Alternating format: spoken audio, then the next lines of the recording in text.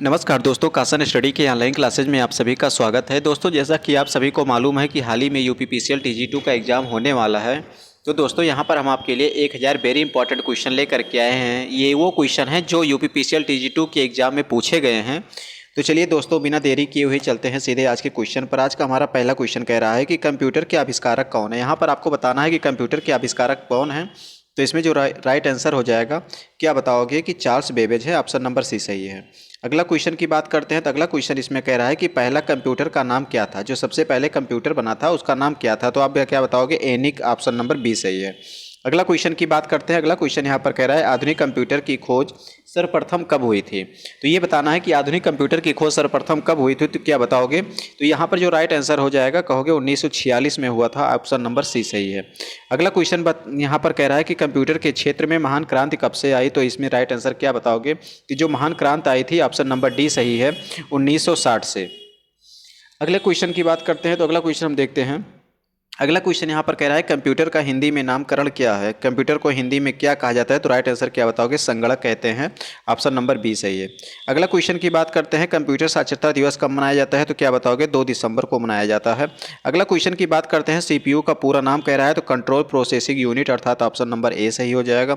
अगला क्वेश्चन की बात करते हैं। तो अगला क्वेश्चन यहाँ पर कह रहा है कि इनमें से कौन सा सर्च इंजन नहीं है। तो क्या बताओगे, ऑल फार्म अल्फा जो है ये सर्च इंजन नहीं है। बाकी गूगल हुआ, याहू हुआ, बिंदु, ये सब जो है सर्च इंजन है। अगला क्वेश्चन कह रहा है कि इसमें इनपुट कौन सा है। तो इनपुट इसमें से सभी है, माउस हुआ, कीबोर्ड हुआ, स्कैनर, ये सभी माउस इनपुट होते हैं। अगले क्वेश्चन की बात करते हैं। तो यहाँ पर कह रहा है 1 किलोबाइट किसके बराबर होता है। तो 1 किलोबाइट की बात कर रहा है। तो 1 किलोबाइट में कितने बाइट होते हैं। तो क्या बताओगे, 1024 बाइट होते हैं।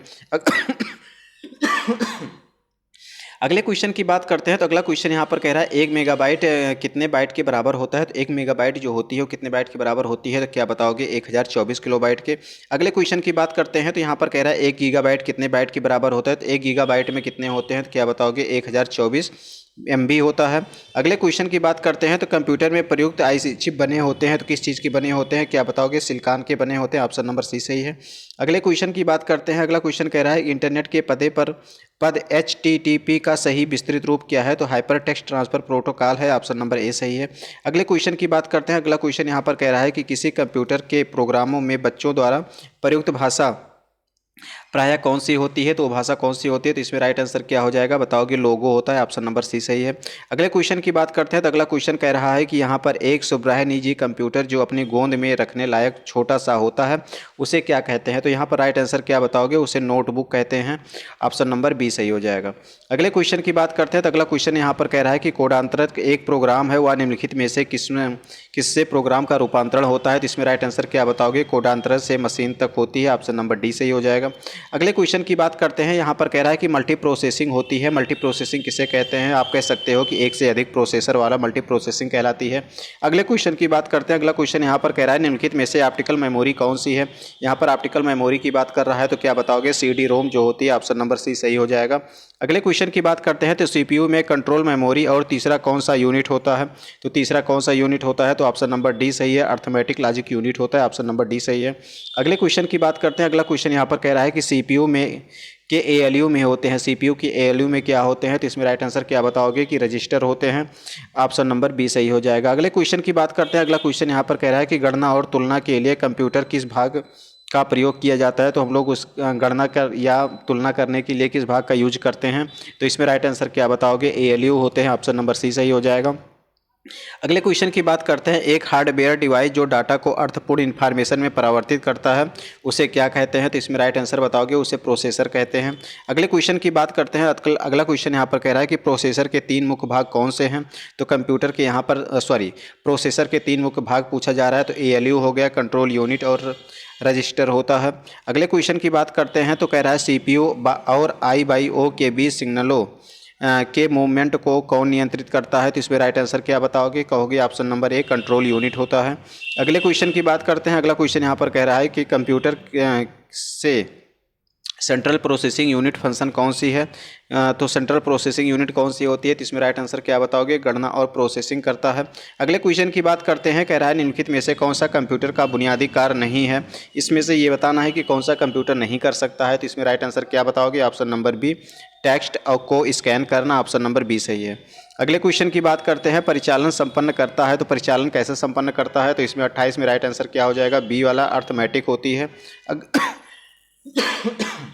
अगले क्वेश्चन की बात करते हैं। अगला क्वेश्चन यहाँ पर कह रहा है कि कंप्यूटर में अधिकांश प्रोसेसिंग किसमें होती है, तो अधिकांश प्रोसेसिंग की बात कर रहा है किसमें होती है, तो राइट आंसर क्या बताओगे कि सीपीयू में होती है, ऑप्शन नंबर सी सही है। अगले क्वेश्चन की बात करते हैं, कह रहा है कंप्यूटर निम्नलिखित में से कौन सा कार्य नहीं कर सकता है, तो कंप्यूटर कौन सा कार्य नहीं कर सकता है, तो वो अंडरस्टैंडिंग का कार्य नहीं कर सकता है, ऑप्शन नंबर बी सही है। अगले क्वेश्चन की बात करते हैं। अगला क्वेश्चन कह रहा है कि मुख्य मेमोरी किसमें समन्वय से कार्य करती है, जो मुख्य मेमोरी होती है किसके समन्वय से कार्य करती है, तो इसमें राइट आंसर क्या हो जाएगा, बताओगे सीपीयू के। अगले क्वेश्चन की बात करते हैं। अगला क्वेश्चन यहाँ पर कह रहा है कि माइक्रो प्रोसेसर जो कंप्यूटर का मस्तिष्क होता है उसे क्या कहा जाता है, तो उसे क्या कहते हैं, बताओगे माइक्रोचिप कहते हैं। अगले क्वेश्चन की बात करते हैं। अगला क्वेश्चन यहाँ पर कह रहा है कंप्यूटर द्वारा प्रोड्यूस किया गया परिणाम है तो उसे क्या कहते हैं, तो उसे क्या कहते हैं, तो राइट आंसर क्या बताओगे, उसे आउटपुट कहते हैं। अगले क्वेश्चन की बात करते हैं। अगला क्वेश्चन यहाँ पर कह रहा है इनपुट का आउटपुट में रूपांतरण क्या कहलाता है, तो किसके द्वारा होता है, तो आप इसमें राइट आंसर क्या बताओगे कि सीपीयू के द्वारा होता है, अर्थात कंट्रोल प्रोसेसिंग यूनिट होती है सीपीयू का फुल फॉर्म। अगला क्वेश्चन की बात करते हैं। अगला क्वेश्चन इसमें कह रहा है कि प्रोसेसर डेटा को क्या कहते हैं, तो प्रोसेस्ड डेटा को क्या कहते हैं, तो इसमें राइट आंसर क्या बताओगे, प्रोसेस कहते हैं। अगला क्वेश्चन की बात करते हैं। अगला क्वेश्चन कह रहा है कि सीपीयू का मुख्य घटक क्या होता है, तो जो सीपीयू का मुख्य घटक है उसे क्या कहते हैं, बताओगे ये सभी, ऑप्शन नंबर डी सही हो जाएगा। अगले क्वेश्चन की बात करते हैं। तो यहाँ पर कह रहा है कंप्यूटर में क्षमता होती है, कंप्यूटर की क्षमता कैसी होती है, तो कंप्यूटर की क्षमता की बात कर रहा है, तो अब के सीमित होती है, ऑप्शन नंबर सी सही है। अगले क्वेश्चन की बात करते हैं। कंप्यूटर को किस प्रकार की बुद्धि की संज्ञा दी गई है, तो इसमें राइट आंसर क्या बताओगे कि कंप्यूटर को कृत्रिम जो है प्रकार की बुद्धि की संज्ञा दी गई है। अगले क्वेश्चन की बात करते हैं। अगला क्वेश्चन यहाँ पर कह रहा है मनुष्य की स्मरण शक्ति कंप्यूटर की तुलना में होती है तो किस प्रकार से होती है, तो इसमें राइट आंसर क्या बताओगे कि सामान्य होती है।